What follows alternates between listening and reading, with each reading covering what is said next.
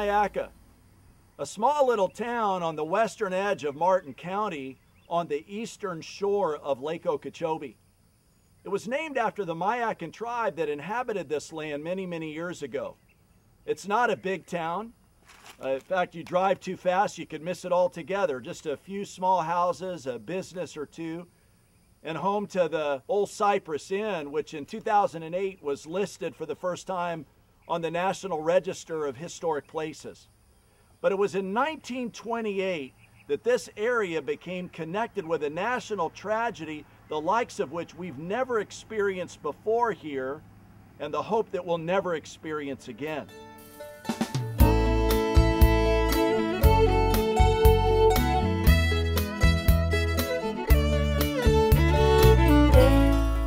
I'm in the cemetery at Port Mayaca. At first glance, it might look like any other cemetery you'd happen across driving down an old country road. It certainly looked that way to me when I visited here for the first time in 1988.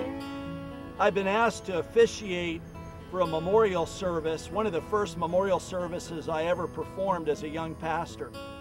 And after the service was over, I just took a moment or two to walk through the cemetery, and I began to notice something that was pretty strange. A lot of the grave markers had the same date on them, 1928.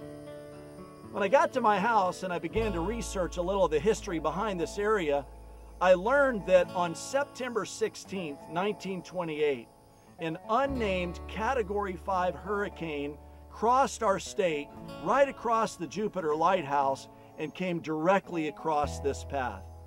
Over 2,400 people lost their lives.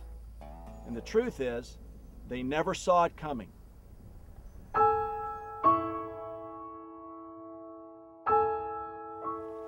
After the storm, the Army Corps of Engineers proposed a levee system be installed around the lake so that what happened in 1928 might never happen again. To this day, you can still see that levee system when you drive west near the lake.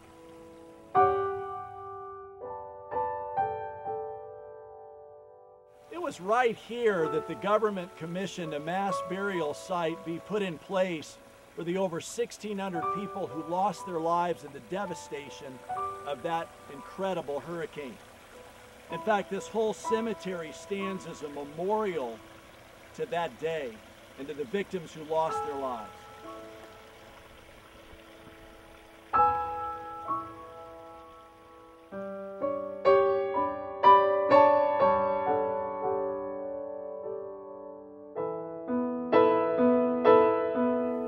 Some storms come into our lives out of nowhere with such force and such fury that the only thing really we're left to be able to do is say a prayer over what's happened, stand up out of the ashes, and simply start over.